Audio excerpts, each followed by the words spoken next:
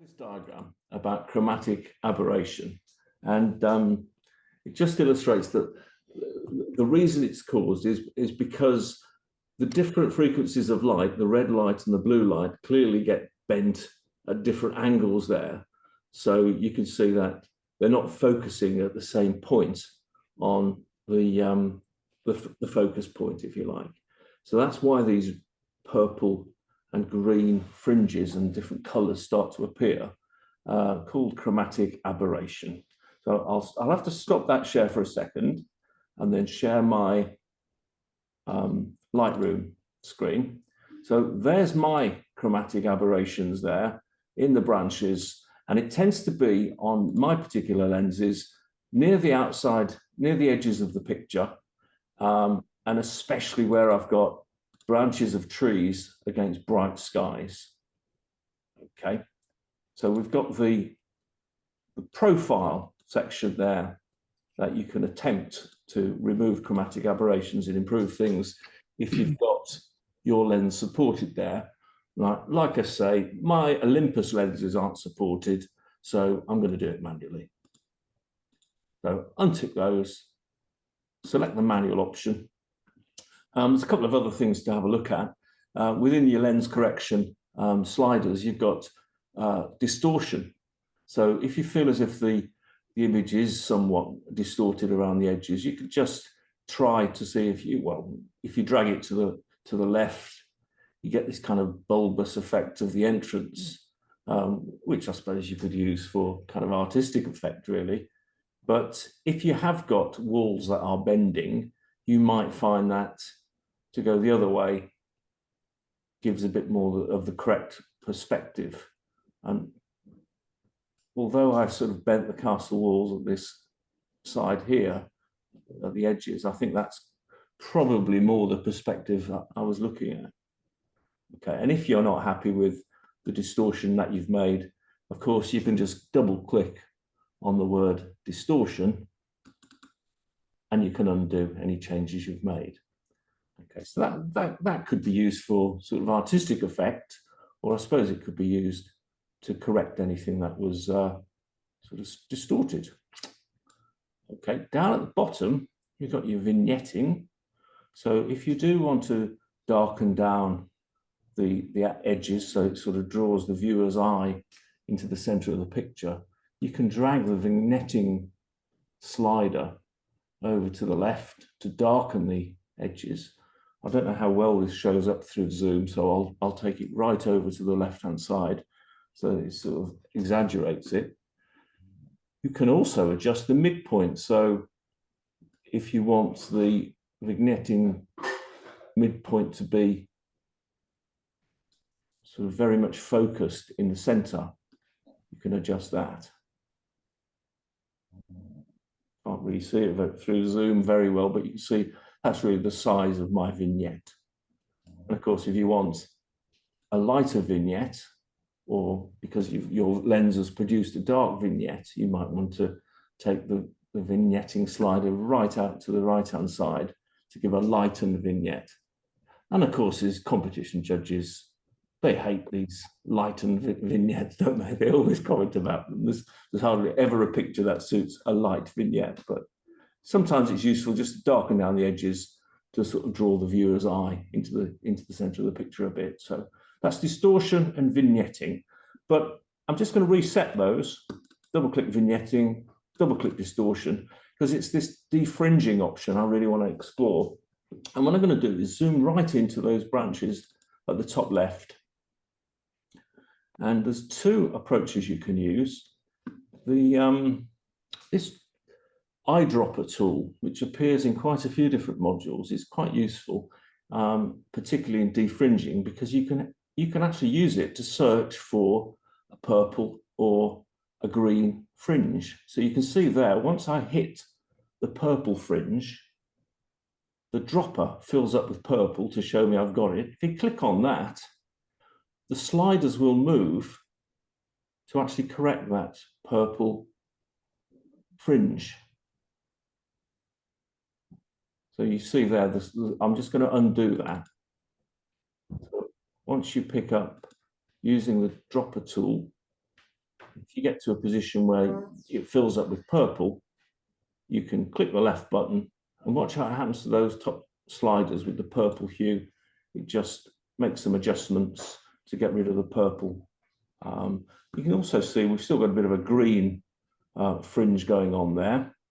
So I can use the dropper tool again to see if I can find a green fringe.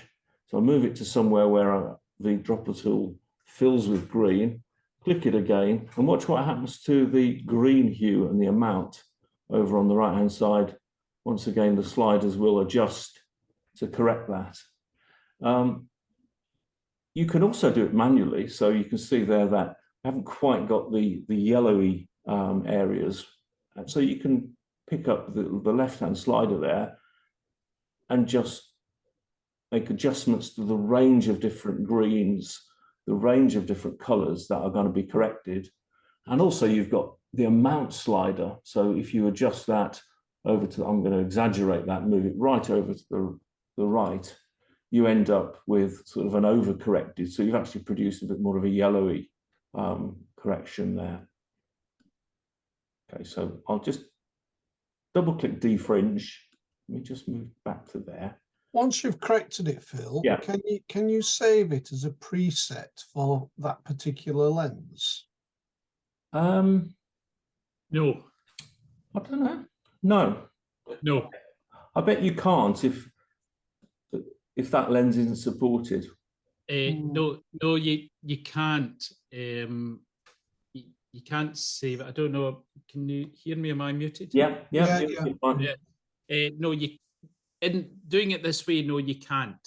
There is a way to do it. You download a free piece of software from Adobe, and I think it's called Digital or DNG Profile Creator, something like that. If you Google the DNG Profile Creator Adobe, you'll get it. But let me warn you, it's very complicated. It's for lens engineers and mechanics and all these kind of scientific. I know you're quite scientific. You might enjoy. I had a look at it and I fiddled with it, but realised that it was too much work for. Martin, last year, I think you showed us, was it DxO? Yes. Which corrected a lot of this sort of stuff. Does that replace the need to do what Phil is showing us, or are there different things? Well, what Phil's showing us here is where your lens is not automatically, or the lens that you shot the photograph in, it falls into one of two categories. The first category is that it's a lens that's not inbuilt into Lightroom's database. Mm-hmm. By coincidence, Lightroom buy their database from DxO anyway. So they tell you they don't, but they do. They buy it from DxO. So your lens will be in there. The other thing is if the lens information, so even although you've shot it on a camera with a lens that's recognized, if that information for whatever reason doesn't get embedded into the file or is stripped out of the file, then it won't come up in the list that you're seeing there, Phil, when you do that drop-down box. That's Lightroom's best guess at what it's looking at, because the lens information has been stripped out because you've got a TIFF file here. Yeah. So, to a long roundabout way to answer your question, the DxO module will find your lens. If you give it a raw file, it will find your lens. There is no ifs or buts about that. It will always find your lens. And once you download it, the DxO module is by far the best module of any software that you can get. When DxO sell the information, they dilute it down so that it's not as good as theirs, for obvious reasons. So the DxO one will negate this exercise, but this exercise is needed if you don't have the lens information embedded in the metadata of the file. Right. Even in that case, DxO wouldn't work because it can't find the information. So in this case, we've got a TIFF file, and when it's been converted to TIFF, the metadata has not been carried across, so Lightroom doesn't actually know which lens. It takes a guess at it, but as you can see, the actual lens isn't listed here. Right. Okay, thanks. I'm just going to undo that then, and undo that defringing. You can see that the purple reappears, and see if I can go back and find. I think it's just sitting right next to you there, isn't it? It's raw the file. image along 101. If you click on that, that's your raw file. Yeah, that's my raw file. Yeah, I've obviously tinkered around with it. And so if you go into profile now, oh, it's not. That is odd. I mean, Olympus should be there though. No, it's not. Is it definitely an Olympus lens? yeah. That's odd. Well, interestingly enough, there isn't any Olympus, is there? No. No. And I'm going to take an educated guess at why, but I'll let you finish first, because I've just made a wee note here to jump in and say something at the end. But no, that's very odd. I'm just wondering if that's the closest. It's compatible with Sigma lenses, but it's funny. I found a lot of things aren't supported with Olympus. It's one of those backwaters I've gone down that I think actually it was a mistake now. There's a lot of things I can't do with Olympus. I'm just going to. Sorry, Martin. I did once put the wrong make into the profile, and it distorted the picture, and it looked amazing. I actually debated whether to leave it. So you could have a play and just see if you get anything interesting doing that. Shall I just pick one? Or something like the Apple one or something, really much different to what you've got. The GoPro one, if it's there, yeah, there's GoPro, because they've usually got quite huge profile. Oh yeah. That shows that just emphasizes how bad GoPro cameras actually are. Yeah. If you want to correct that, then you can just untick both of those. Or if you've done a manual correction, you can just double click each of these titles to get rid of the correction. I'm just going to have another look at a picture we saw once before and see if I can find a very subtle fringing on it. It was taken in Swansea. I think it was taken on my iPhone.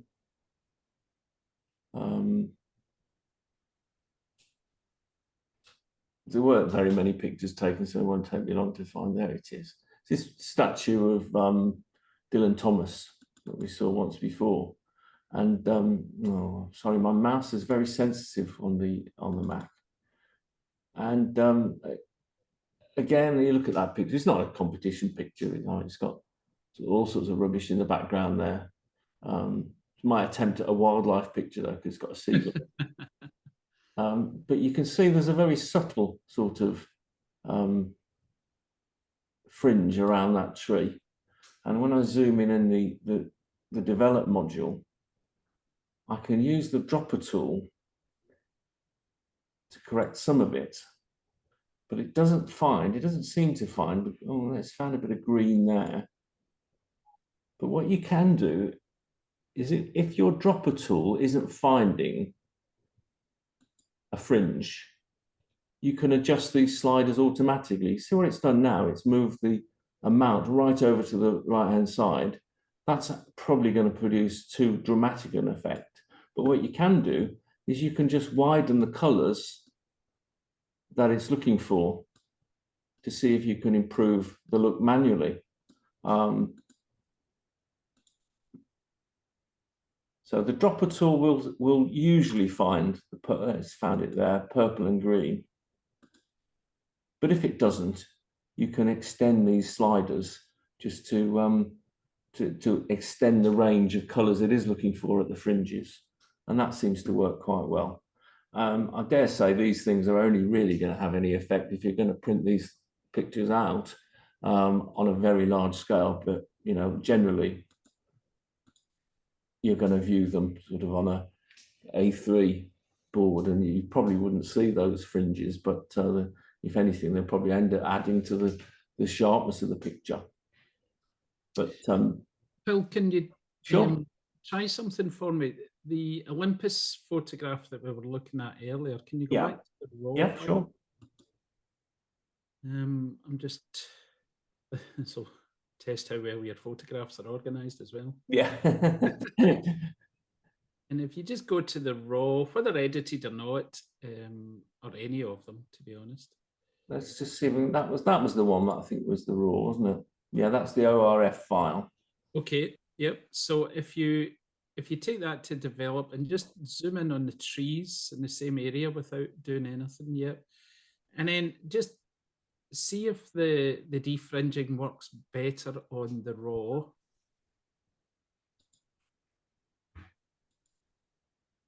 No, it's just much the same, isn't it?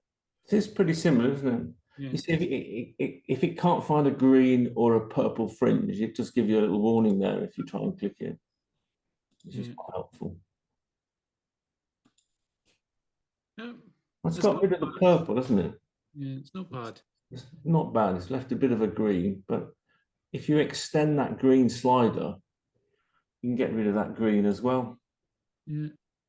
And it's funny because I thought to myself, my pictures won't have this chromatic aberration, and now I can't stop finding it. Every single picture I look at, I find it all the time. Martin, when you're doing some of the processing, can that exaggerate the chromatic aberration? Sorry, were you asking me? Yeah. Yeah. It shouldn't do. But what it can do is, so if you've got where you'll find chromatic aberration, it's exactly as Phil said there. It's in the corners or it's in the edge of the frame, and it's in areas of high contrast. Yeah. And you'll find this chromatic aberration. If that is something protruding into sky in this, like a tree, and you decide that you're going to really colour the sky up and make it pinky and all those kinds of hues, then what you'll have is a pink and a magenta. It's magenta and cyan and shades of magenta and cyan that are the chromatic aberration. So the magenta and the pink may blend into each other, and that can look as if you've made it worse. And then using the eyedropper tool should just target the cyan, and it should only target it a certain number of, I'm going to use inverted, I'm using air quotations here, pixels. So it should only work from a certain number of pixels either side of the branch. And the reason I'm doing air quotations with pixels is because Lightroom doesn't deal with pixels, but it's an easy way to explain it. So it shouldn't go too far off the branch. It won't. So if you remove purple, it won't remove it from the whole sky. But in those scenarios, what you're then in danger of doing is increasing the haloing around the object, because you will go from a pink sky to a grey, a neutral grey, which is what it does when it removes the chromatic aberration, a neutral grey, and then into the actual object, so the branch of the tree. So around the branch of the tree, you'll now have this halo, this bright halo. So it's not as easy to say, yes, it will make it worse. In this case, if you leave the sky white, it won't make it worse. But if you do develop the sky and add a lot of warm tones and hues into it, then yes, it could make it worse. I was just wondering whether that TIFF file I was working on, I've obviously worked on the sky to sort of bring out a bit of the detail there. I wonder whether I've exaggerated those chromatic aberrations. So if I was to try now, I'm just enhancing that sky. So I'll just mask the sky. Amazing how we just take this for granted now, isn't it? Yeah. I won't bother renaming it for now. So I've got my sky mask there. And if I dehaze,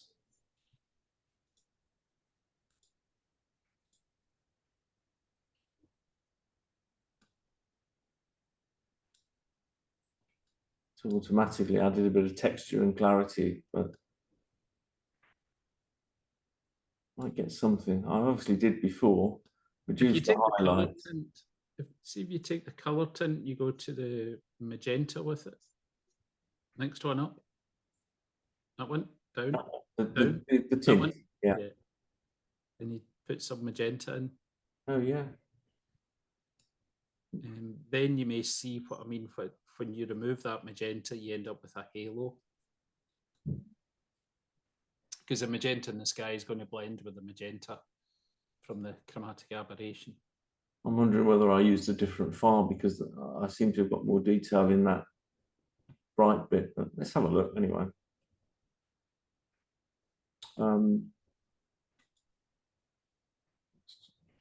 Just go in and have a look at that tree now.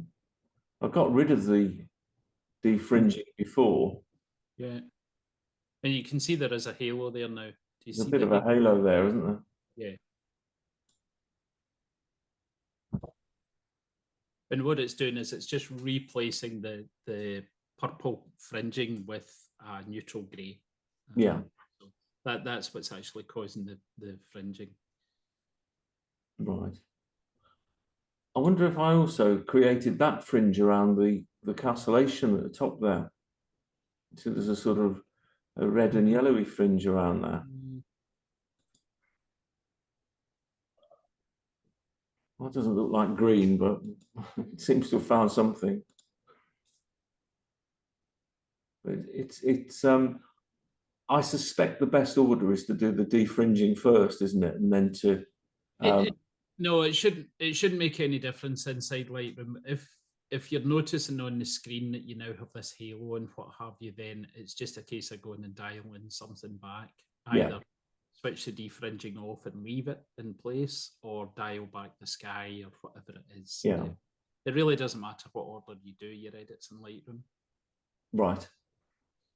The thing I'm surprised at, Phil, is that your Olympus, somewhere in the menus in the back of your camera, there will be a setting to apply lens corrections, defringe, and distortions automatically. Right. You've obviously got that switched off somewhere in the camera. Olympus, all the Micro Four Thirds do this, and all mirrorless basically do it. Micro Four Thirds do it more than any other, and the other ones, my Sony does it, and the Canons and Nikons and all the new mirrorless cameras. There is an option in the menu to do this in camera onto the file, and what it will actually do is the manufacturer, so Olympus in your case, and the lens manufacturers, again, have got the information for DxO, and they will apply those numbers to the raw file. When that raw file then comes into Lightroom, Lightroom will read those numbers and will automatically apply the built-in profile, they call it. So I think in your camera, you must have it switched off. I'll have a look. I didn't know about that. I'll explore that. If you go back to the profile and the lens corrections there, yes, it is. It's already done. Sorry. See if you untick both of those for me. And then at the very bottom, see where it says lens profile applied. Oh, right. Click on the small I for information. There you go. It's already done. It's inbuilt. Right. And that's why it's not showing up, because it wouldn't let you apply it twice. Oh, I didn't know that. I must have introduced a bit of a fringe. Well, no, I don't think it completely removes it. I think it eliminates it. I mean, you are zooming into 1600% when you're looking at it. Yeah, that's true.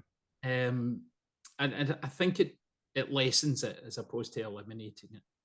But no, that's fine, because I was surprised at Olympus, because I know it does this. All mirrorless cameras do this now. And Micro Four Thirds do both camera and lens without, that's the default. Whereas my Sony only does the lens, it doesn't do camera, but you can go into the menus and switch both on. So there's all the different permutations, but it's already there. It's cooked into your raw file. Right. So you don't actually need to ever tick these boxes. But I mean, you can get rid of fringes if they're there. Yes. I quite like that sort of sky now. I might just keep that and have another look at that. We take it into Photoshop and get rid of those cars later on. There was a notice at the front of the castle saying, "Please don't park your car at the front of the castle." And I've got one picture where there was nothing parked there. So that's lens corrections.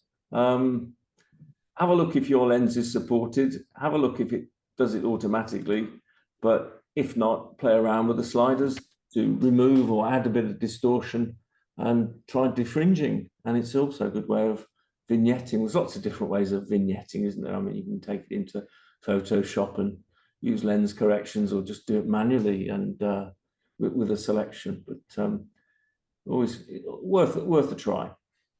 Okay, so I'm going to stop my share now.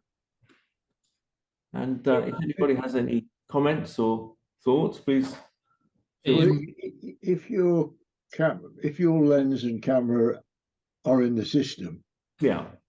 Martin did suggest when we did the course that you actually did that process as when you load it onto your computer.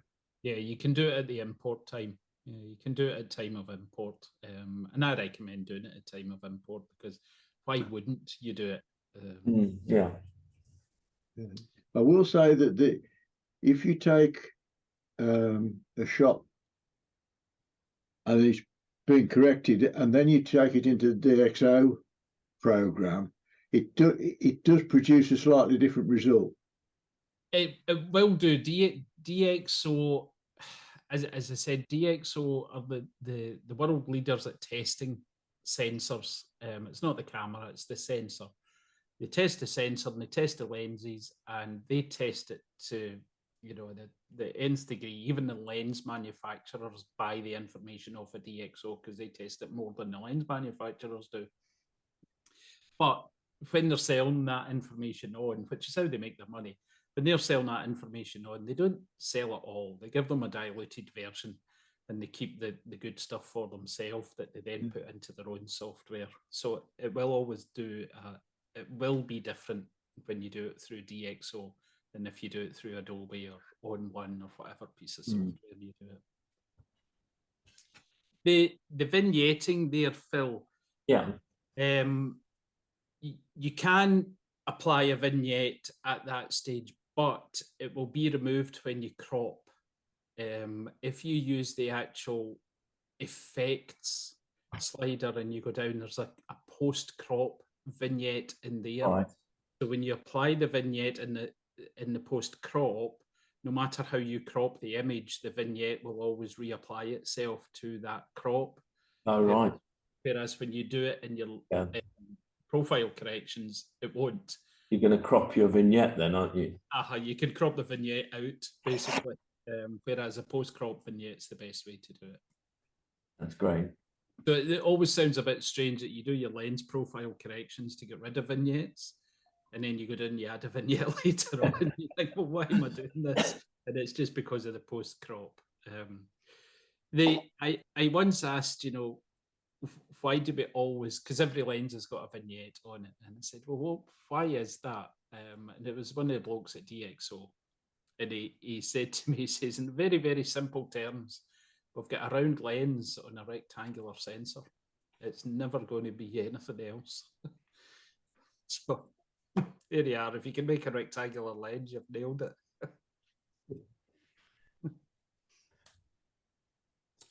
Martin, have you got any ideas about books you could just share with us about the book module? Yes, I'll go through it. I'll give you a refresher. The book module is a module that's actually got quite a lot in it, and quite bits buried into it, and there's not a lot of information out there in the world about it. I get information through Adobe because I'm one of the instructors. So I get it every now and then when Adobe kind of take their fancy. It's not been updated in a long time, but I find it extremely useful if I'm putting a wedding album together, or even just, I'm going to show you with my Venice shots. So I need to put a book together for that. I need to get around to putting this book together. And I just want to show, I always use Lightroom now for doing it. And the Blurb plugs straight into Lightroom. Adobe and Blurb have done something together. So Blurb actually plugs right in. I'll show you how that works as well. But you don't need to use Blurb. One of the companies I use is Loxley's, and you can, they'll make books for you. And the Loxley's books are actually slightly better, and you'll get them delivered about 2 weeks before the Blurb one will arrive. And what you can do is you can still use the book module and then output it as a series of JPEGs, and then go to online, whichever company you're using, and you can take those 50 JPEGs for your 50 different pages, and you can just dump them onto their software. And I know with the Loxley's one and a lot of the other ones, if you have the JPEGs arranged in the right order, you can just tell it to autocomplete and it'll just fill the book up automatically with one click. So it's a very quick process. So you can either use Blurb or you can output it as JPEGs. You can also output it as a PDF. And that way you don't need to go to Blurb. You can send somebody a PDF or whatever and they can do the book for you. But let me show you. And if From what I've heard, but Blurb is high quality, but very expensive. It is high quality. There's a lot of high quality ones. Blurb is high quality. I think they're the biggest in the world. In the UK, we used to have our own UK one, but something to do with the B word. They left. The factory left the UK, so we get all our books now from Amsterdam. And sometimes it can take, honestly, it's taken me 4 weeks to get a book from them. And Loxley's, I can have it in 2 days' time. So I'm more and more going to Loxley. And there's lots of other companies as well. But Blurb's useful because it's plugged into Lightroom and you can see as you're going along and all these kinds of things. But yeah, the quality of Blurb is fine. It's absolutely fine. So can I share screen? Yes, I can. Okie doke. I haven't brought the photographs in yet. I just wanted to do that while I was here. There's nothing wrong with just going through a wee import process. So I'll just click on import and they're sitting on an external drive. Let me just get rid of this screen here if I can. Nope, it's not for going away. What is? Okay, so they're all sitting on an external drive and I'll just leave them on the external drive. And I am just going to bring them in situ. And they're inside here, and there they are. And I converted them all to JPEG just to make it easy for the screen share.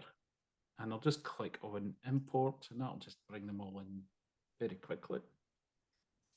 And there they are. One of the advantages of using the book module inside Lightroom is that if you're editing all your raw files and you've got all your raw files, I've got 106 photos here, but if you've edited and you've got 106 and they're all edited and they're all still raw files, you don't need to export as JPEGs to then put together into the book. You can use your raw files inside Lightroom and there's no copies and extras and duplicates made. It just sends all the information up to Blurb and it's all done for you and you don't end up with all these duplicates, big JPEGs and small JPEGs and all kinds of things. So that's one of the huge advantages of it. I've done it here as JPEGs just to speed things along, just so that using Zoom and screen recording and what have you, it just makes life easy. The first thing you need to do is, I'm in the library module, and the first thing that you must do when you're going to create a book is to put the photographs that you want in your book. Those photographs must be gathered together and put into a collection. So over here in collections, I am just going to click and say create a collection. and I will just call it Venice 2022 and say create. I've not ticked any of these. I'll just say create. And now there I have this Venice 2022.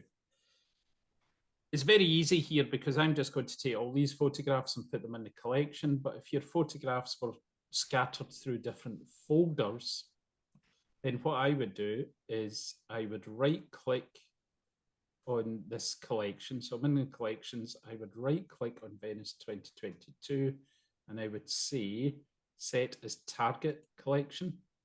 So Venice 22 now has this plus next to it. And what I can do, there's 4 ways I can add them to this target collection. The usual way is just to click and drag and put it into the collection. Another way, because it is now the target collection, is very subtle, but in the top right, you can see there's a small circle here. And as I roll on and off it, you can see it. If I click that small circle, it adds it to the target collection for me. What I can also do is highlight an image, and then there's a shortcut key, which is B, and B for brilliant photo. That needs to be in the collection. So that's the way I remember it. So if I just hit B, it goes into the collection. And if I hit B again, it comes out the collection. And that's because there's a collection targeted. So it targets that collection. An even better way of doing it is come down to the spray can, the painter tool, click and have that active. Now come over and change it from keywords to target collection. And all I have to do is just come over and click on the images and they will go into that target collection. Or even better, click and just drag. And as I drag over it, they go into the target collection. And you can see I've now put 21 in there.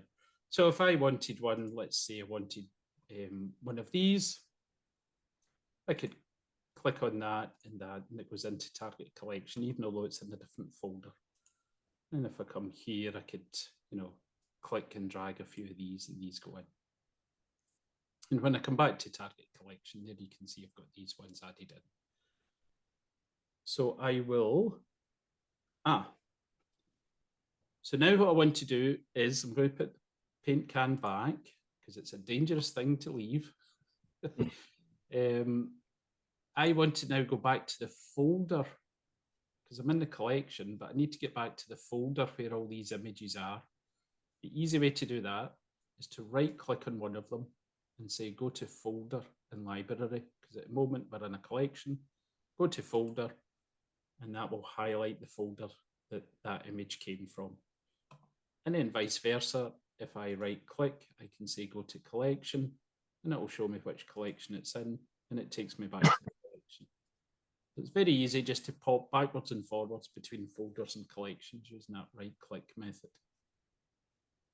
So I'm just going to use Control A and hit the B key, and that will add them all into the collection. And you can see there I've got 106.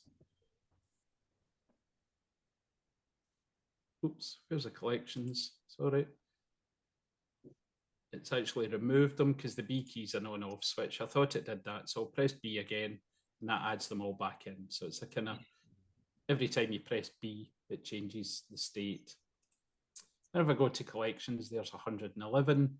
So I know that I don't want these in it. So I'll just highlight them and press B, and that removes them from the collection. So that was a wee bit in creating collections. So I now have this collection with exactly the same images as is in the folder. So here's a question for you. Why do I need to make a collection then? Why not just use the folder of images to create the book? Things in from elsewhere. If you want to bring things from elsewhere. Yes, that's one of the answers. So it's a very, very important thing. And this is exactly why you're forced to make a collection, because you will want to bring images from different folders. There's another reason as well.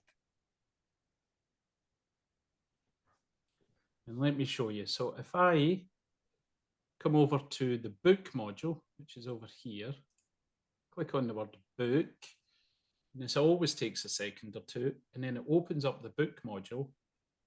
I don't have access to my folders. I only have access to collections. That's the only one that appears in the book folder. Collections is the only panel that appears in every single one of the modules. No matter which module I'm in, collections will always be there, but folders is only present inside the library. It's not present in any others, only the library module. So that's why you need to create a collection so that you can get access to all these photos. Sometimes when you open the book module, and I still think this is a default, I'm not sure, but when you click on the book module, you may have it doing this and just creating a book for you automatically with an automatic layout. And it's never been of any use to anybody that I'm aware of. So if that does happen, come down to auto layout and just click on clear layout, and it goes back to this default state. I think if we come up to the book module and you come to book preferences, you can change what happens as soon as you open the book module here. So the default photo zoom is zoom to fill, and we'll look at what that means. And this is this start new books by auto-filling. So if that's ticked on, then that's what you'll get, is that where it just automatically fills in. So if that does happen to you and it's annoying you, it's the book module, book preferences, and then just untick that and just leave everything else. And it will stop doing it. So this is now our default book. And the default book starts with what's up here in the book settings. So if I put all these on solo mode and I just look at one at a time. So in the book settings, the very top one, you can see there I've got blurb photo book selected. And I can come in here and click a blurb magazine, blurb trade book, or a normal PDF, or a series of JPEGs. I'll leave it on blurb photo book just now, and you need a blurb account, by the way, and you need to be signed in to your blurb account inside Lightroom. And the very first time you open this up, it will give you the option to sign in to your blurb account. So blurb photo book, and then you can come in here and it picks up all this information from the blurb website. So which type of photo book, and this is all the different ones that they offer. So if I just do, let me do large landscape. And when you change the size, it will say this will change the template. Are you sure you want to do it? I'll just say change size and layout. Type of cover, and there we've got our two dust jackets, and you can see that the front cover here is changing depending on which one I pick. So the dust jacket is where you have that piece of paper that folds inside. And when you take it off, you just have a plain kind of cardboard cover. And then the image wrap is where they actually print on the front cover of the book. That's the one I normally do. Paper type. And you can pick. So if I go all the way up to, well, let me do Proline Pearl Photo. And if you look at the price here, estimated price, as I change that to standard, you can see the price drops. And if I, oops, goodness sake. And if I go to premium luster, you can see it changes. And there is the dearest one of the lot. So it's £57.49 before I start, but I think you get something like 10 spreads. And then as you keep adding more, you'll see this price increase and increase. So we'll just leave it. And again, it picks this up from the website. Logo page, on or off, or on or none. this is the logo page here. So if I take this and I zoom in on that whole page, you can see I've got this blurb logo, and that will make your book cheaper.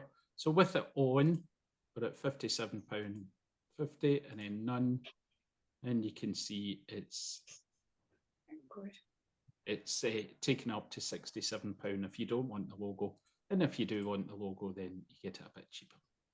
I think it's about 10% or so cheaper. These three buttons down here, you will use all the time. There is keyboard shortcuts for them. So if you've got in fact, I think they've actually created a hover state now where it shows the keyboard shortcut. So this one here shows you your whole book. There is a hover state. This one will show you a double page spread, and this one will show you the single page. And then this shows you the whole book. In the keyboard shortcut, they're not intuitive at all. It is Command or Control E, R, and T. And they're on the top row. They obviously make up the QWERTY. So it's ERT, Control or Command ERT. And I don't know why it's ERT, but there you go. That's what it is. And I never remember them. I never remember them. Halfway through making a book, I've started to relearn them, but I never actually remember them. So let me just go through, and I'm just going to build out this book, and I'll see how I get on.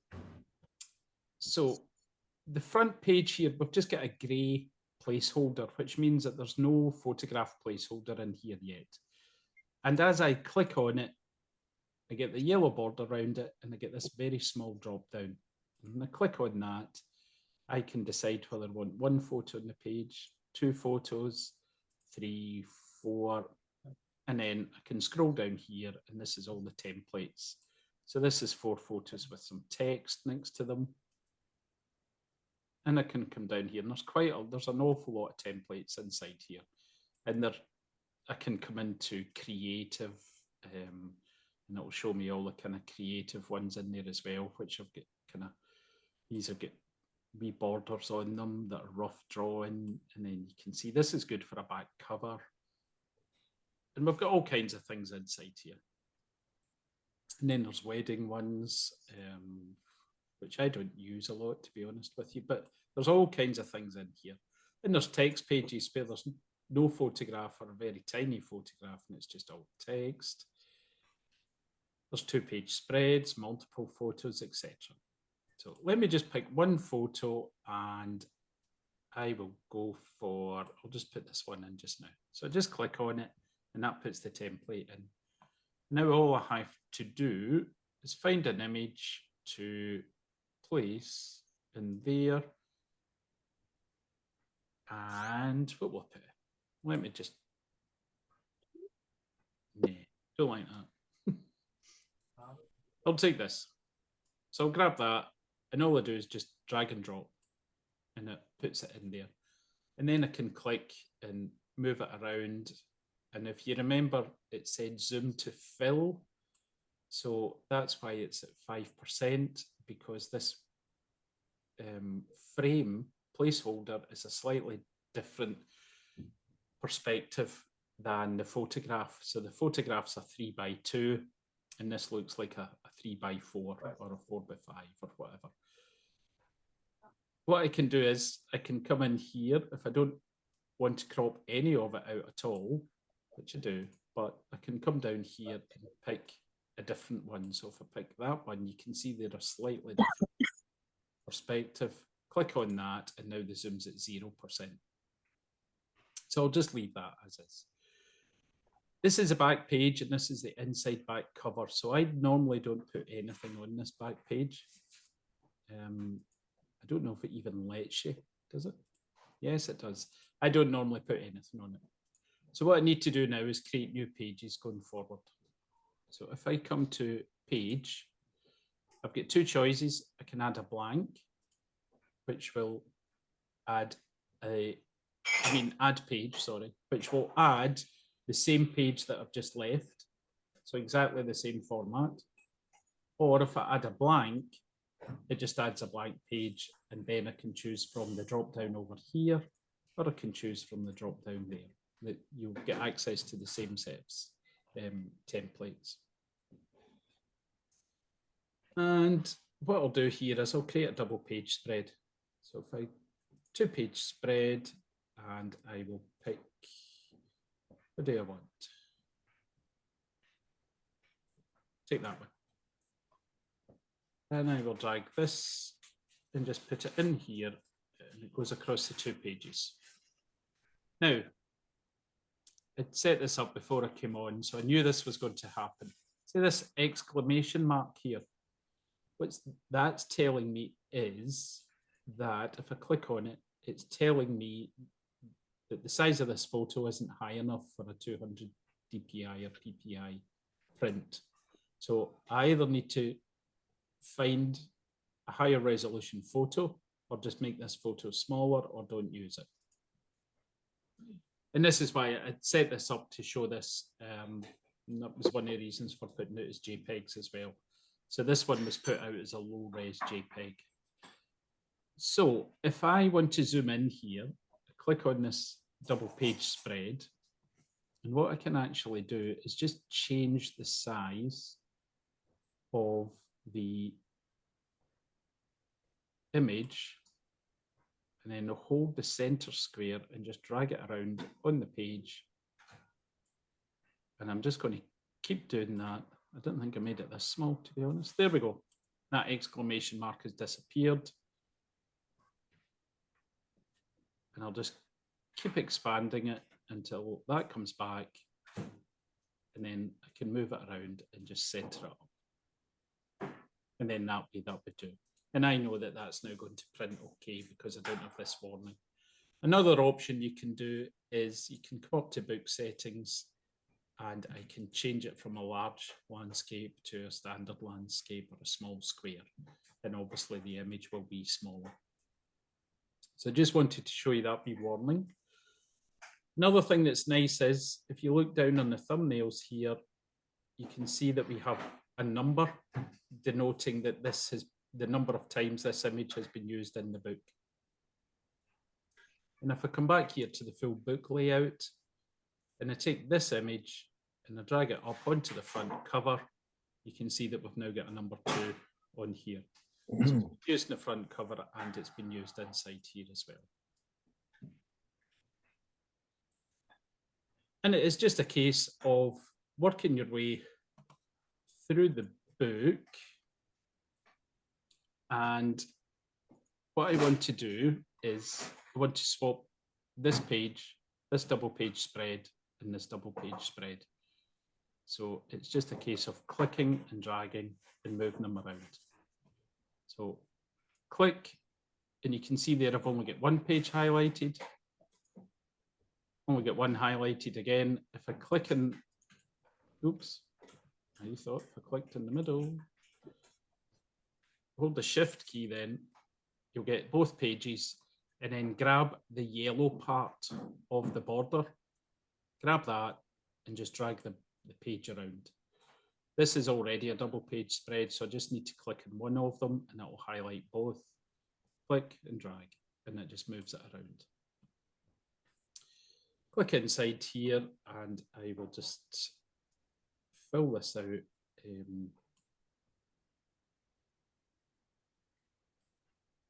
I'll change that to that orientation, bring that in, and I will do the same here. Click the same orientation, and I'll bring that one in. Then come to page and just add page, and I get 2. And what I sometimes do is I know that I'm going to have lots and lots of pages, so I'll just sit and click a few and just get myself started up. And then come in and I can change the orientation quite simply. And I'll make this one a bit abstract. Put that there, and then put that one there. And I can just keep going through this one here. I am going to make a double page spread. Again, and I'll take this one And then there is a photograph here somewhere. Where are you? There you go. Click and drag that, then drop it on. And I'm just going to bring that all the way down because it is a panorama. So just bring the zoom down all the way to 0 and it just sorts itself out and resizes itself. And if I look at that, it's a double page spread, then that's fine. And it is literally just a case of going through and building the book out. There's two schools of thought here. How do you build the book? So one of the options is just to come in here and just keep dragging and dropping and putting photographs on the pages and then drag and drop the pages around. I don't like doing it that way. There's no right or wrong way here. I prefer just to come in and see a photograph and say, yeah, I'll put that one there. And just kind of build the book up and kid on that I've got some kind of reason for putting photographs in certain orders. And again, I'm just going to zoom all the way down because his feet have been cut off the top otherwise. And I should have another skinny photograph roughly of the same dimension. Yep, this one here, and I'll just put that there. Then click on it and zoom. And the two of them, if I come over here and look at it as a double page spread, you can see the two of them are lined up along the top here. So you can also come in here, click on an image, and you can start mucking around with this yourself. And you can drag these things and make them all kinds of shapes. You can move them to different parts of the page. And you can make a right mess of it. If that happens, click the drop down and just click back on and it will sort it out for you and it puts it back. So you can come in here and quite freely move things around and you can create your own kind of layouts. So if I change this to a 2-photo layout and I just pick one, let me just take that one. Then I could drag and drop, oops.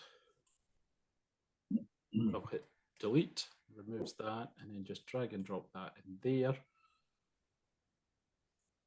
And I'll put that back in the middle because if I decide, nope, that's not the photo I want in there, I want this one in here for whatever reason.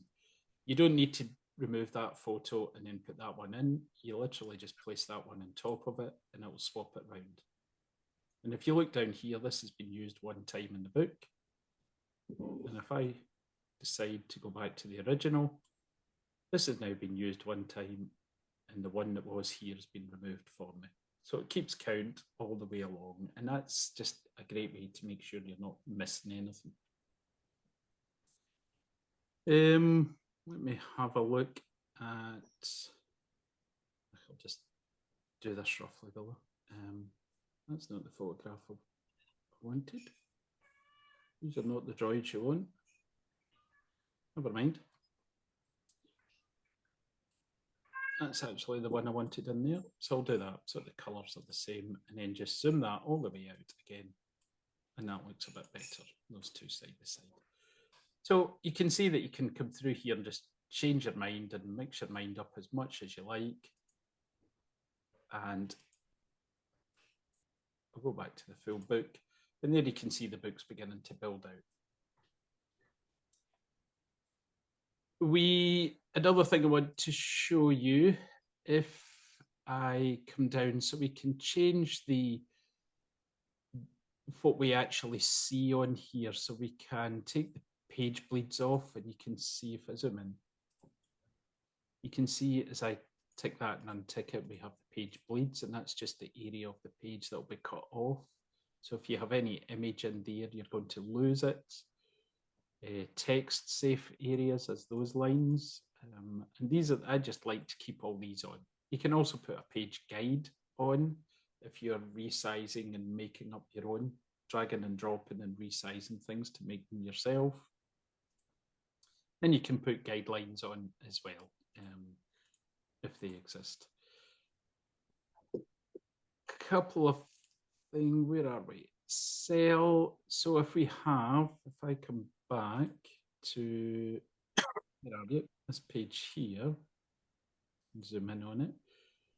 We can change the, oops.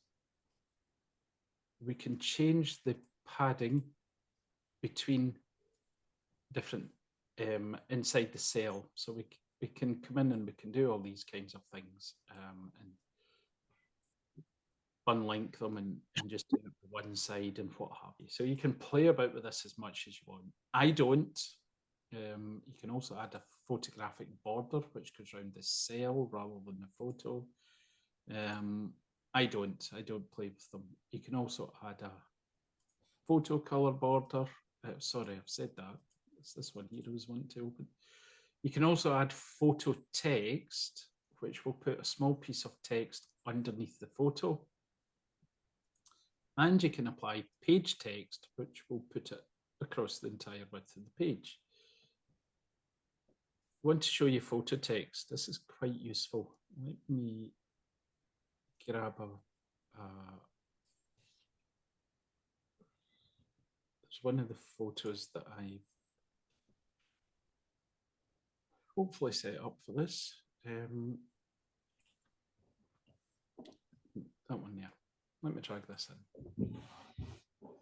And I'll come into this individual page and I'll just zoom that so that it fills the entire screen. I'll sell. Now, if I click on, by the way, you have to click on the photo before you select photo text, because if there's two photos on the page, you may only want the text on one. So you need to select it first. Click on photo text, and I can literally just type something in here and it will come up. And then if I highlight that, I can come over to type and I can change the font that's used, and it just picks up all your system fonts. So we've got far too many of these normally. Then you can change the color and the size and all that kind of stuff.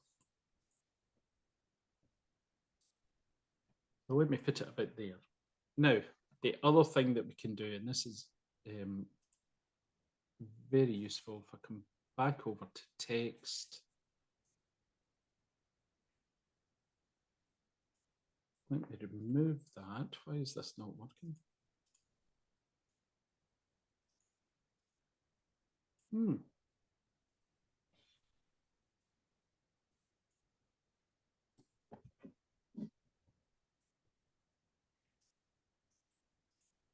Oh. I was expecting to see a drop-down box here. Oh.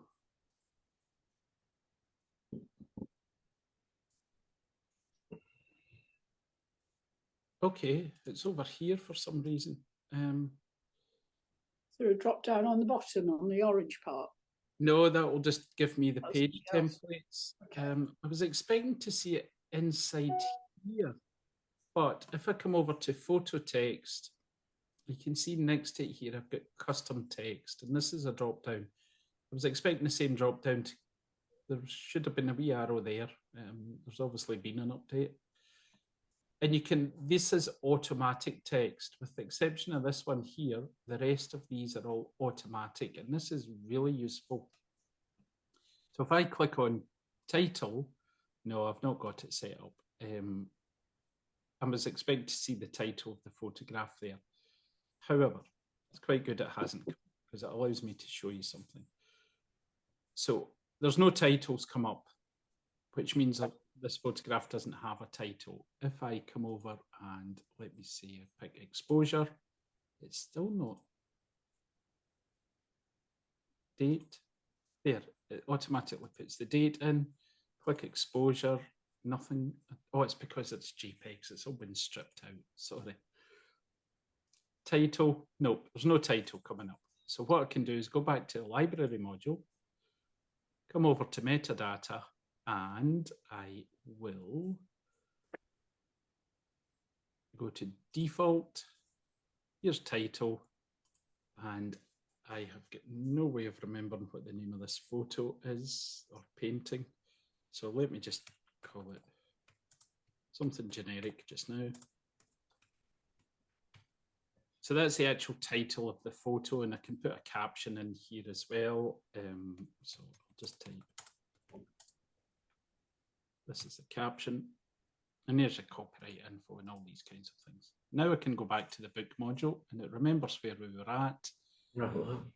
And this time, if I click on here, you can see title has come in.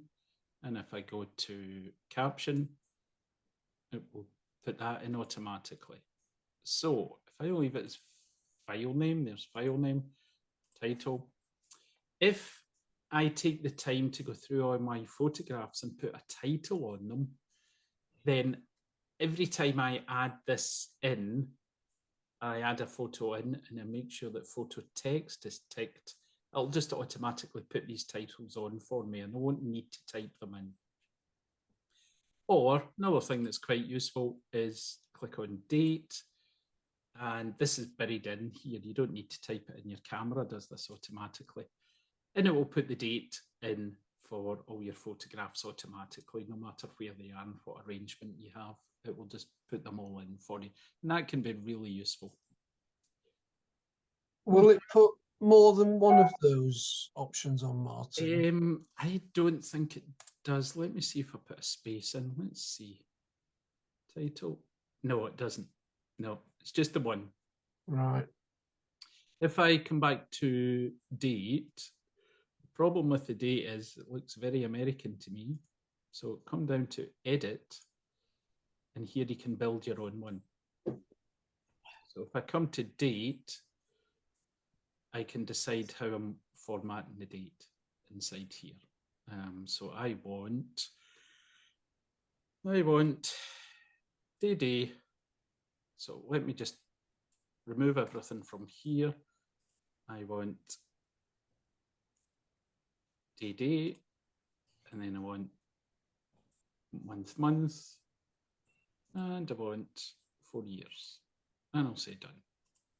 And there you can see it's changed it. If I come back into edit, and I click in between these, and I will just put a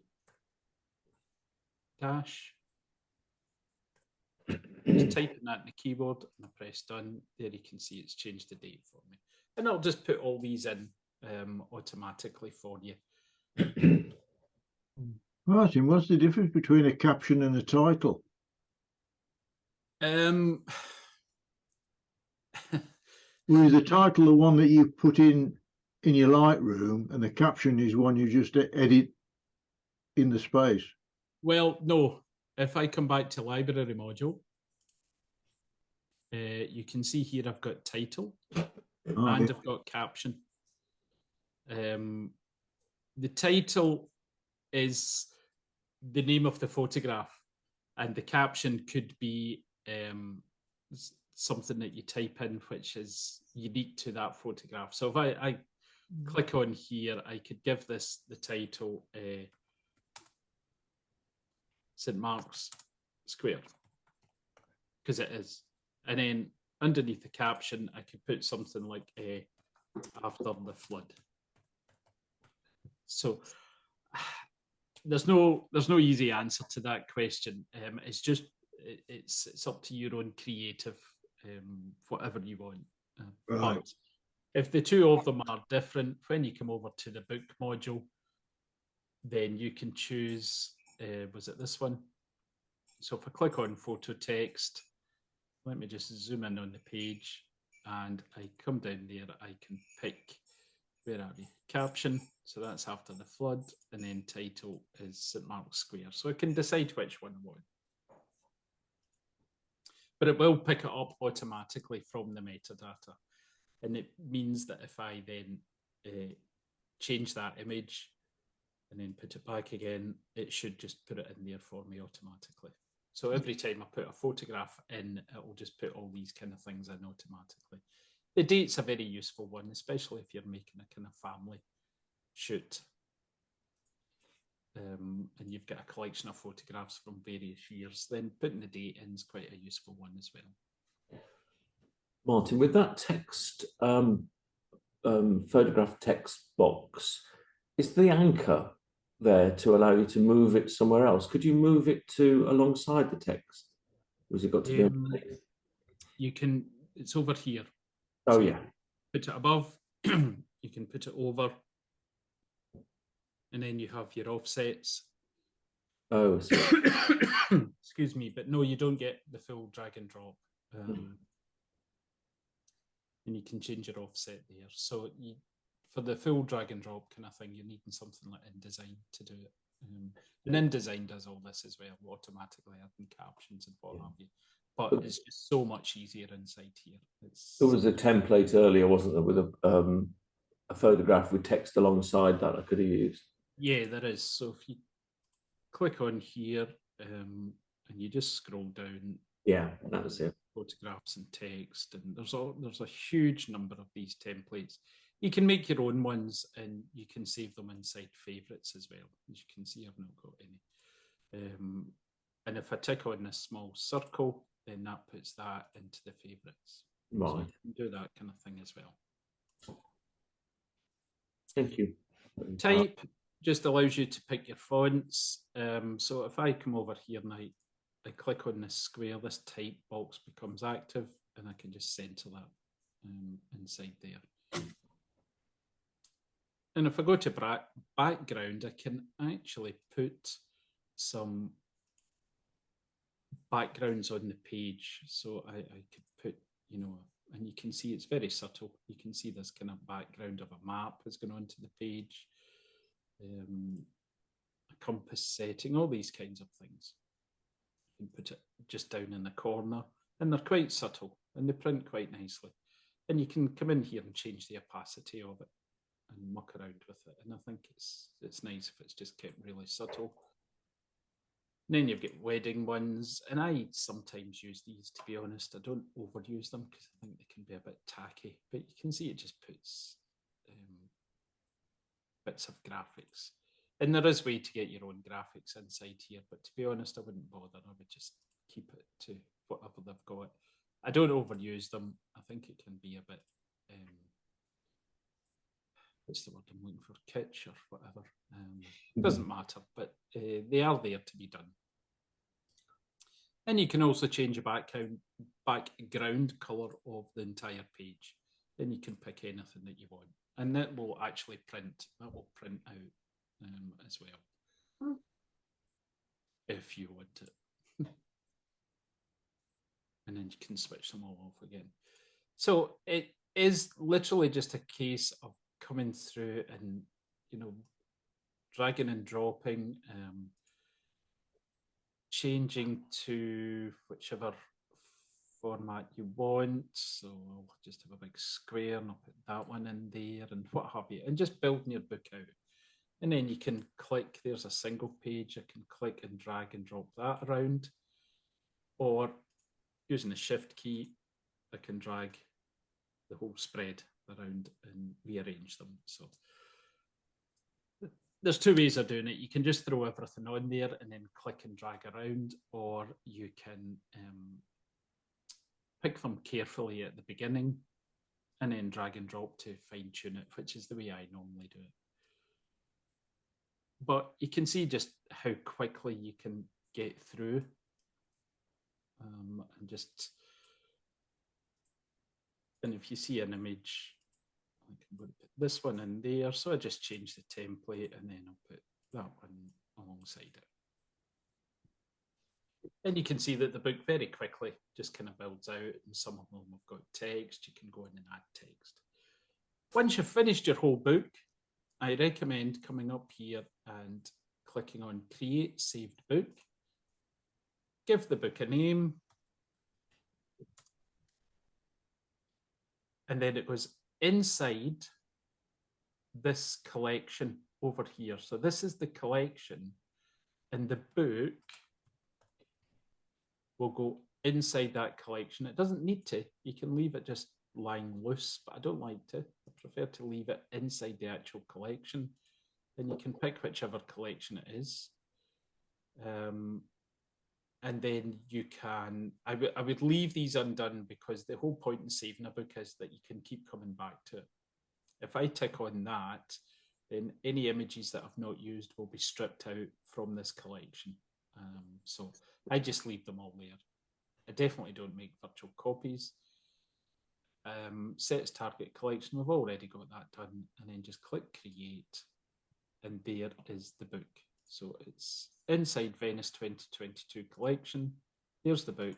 Click on that, and it takes me back to where I was, and I can continue working on it. One last thing I want to show you then, if I come to one of the images and let me just zoom in on that, and I think, oh, I'm not sure that's straight. It's very difficult in Venice, but I don't think that's straight. So I want to edit this photograph, and this is where the book module comes into its own in Lightroom. Very easy. I've selected the photo. It's highlighted on the film strip down here. Come over to develop, or just press D in the keyboard. Goes to develop module. I'll press R for the crop tool. Straighten it up. Press enter. Back to the book module, and it's done. It's sorted. That's good. And I can just keep moving on. And if I decide, I don't know where this one is, that it's there, and for whatever reason I decide I want that as black and white, hit D, go to develop module, hit V, makes it black and white, back to the book module, and there it's updated it in the book. So I definitely don't want that. Back to develop, hit V again, back to the book, and it updates. So it's fabulous for that. And the two things just, they're connected with each other. And then once you're finished, click on send to blurb, and it will, this is where you would log into your account. Sorry, I remembered that they put this at the end. The reason they put it at the end was a lot of people, when they got here and they changed it to blurb and it said you need to sign in, create an account, it was putting people off. So now what they want you to do is spend all the time making your book, and then you won't be put off. So you can see there, I don't think it's actually gone up in price. If it has, it's not gone up much. So I'm basically just paying for the setup of the book, and then it will start to increase. This price here, so if I was to log in, which I can't remember my login details just now because I've got a password manager on my other computer. If I was to log in just now, I would get this 58.71, but there are always deals with Blurb. Once you register with Blurb, you'll get an email every day of them. And at the moment, they have 25% off photo books. So you would get that code in your email, you'd build your book here, click on send to Blurb, and then you'd put the code in and you'd get your 25% off. There's always deals with Blurb. If I don't want a Blurb book, and I come up here and I change it to JPEG, you'll see now that down here I have export as JPEG. And what this will actually do is this page here, if you look at the first one, so including the white area, this page will become the JPEG. So if I just click export to JPEG, and I'll just put this on my desktop, and I'll call it Venice Book Test, and I just click save. It will start and go through, even if they're raw images, and it'll do all the resizing, it'll do all the magic for you. And the resizing is to these sizes up here. This is your JPEG quality and all the other settings. And you can see here it's gone through and exporting all this as a JPEG. And once it's done, we'll pop over and we'll have a look at the JPEGs it actually produces. Okay, that's that. So, does this come across in the screen sharing? Yeah. Yeah. There's a Venice Book Test, and there's the actual JPEGs. So if I double click on this, this is the JPEGs that it produces. And you can see that you've actually got the book page, and it's at the exact size. And if there's any text like that one, the text will be there. Mm-hmm. And what you then do is, this is the images, this is the JPEGs that you would then upload if you were using another bookmaking company. So rather than using all their templates and doing what you've just done in Lightroom, you literally just upload this and dump it on each page, and there 9 times out of 10 there is an automatic process. So back in Lightroom, we had this auto layout button. So if I click auto layout, it'll just go through and build a book automatically. There will be this auto layout button on one of your online services, and provided all your JPEGs are in this folder, it will just pick the first one up and it will auto layout. And you can see here that it's put them in the order that I created them in the book. So the auto layout does the whole thing in a split second, and it's sorted for you. You know the page sizes are correct, you know the bleed sizes are correct, you know that everything's correct. So outputting them as a JPEG and then uploading them is very easy as well. And it does all the sorting and ordering for you. So, Presumably, if you got the right size paper, you could run them through your own printer. you could, but you couldn't make the book, if you know what I mean. Yeah, as a book. Sorry, Mike, you broke there a wee bit. Yes, I was really thinking of if there's a setting that you can run it on A4, then you can put them in covers. Yes, I suppose. Yeah, exactly. Yep. And I know people that use this just to create one page. So for example, if I come down here and I change this to something quite wacky, and I go to this one, oops, then what I can do is I can start adding all these tiny wee pictures in, and I'm just doing this randomly, and I can fill this up with all these small pictures. And if I zoom in on it, you can see what I'm producing here. And if this is your only page in the book and you then go to export as JPEG, then you get this all done for you, and the layout and everything is all completed. So I know some people that use this just as a layout tool to create fancy layouts of pictures. So you could create this kind of thing, for example, and there it's just done. I've got 2 pictures the same, so I'll just change one, and it's just done for you. And you can create that as a single JPEG and then print it out. So that's another way of using the book module. Is there a calendar template or a calendar option anywhere, Martin? Not that I'm aware of. No, you're starting to have to use InDesign, that kind of thing. No, this is just a way of quickly creating a photo book, and it's nice creating a photo book and then getting it in the post and opening it up is nice. The only thing I would say is try and keep to 1 or 2 images on a page. This kind of thing, the photographs become so small they lose their impact. But again, that's just aesthetics. That's just me. Your other option as well as JPEG is you can do it as PDF, and it'll just produce exactly the same thing. So as opposed to all the separate JPEGs you saw there, it would just be separate PDFs. Some printers prefer PDF, some prefer JPEG.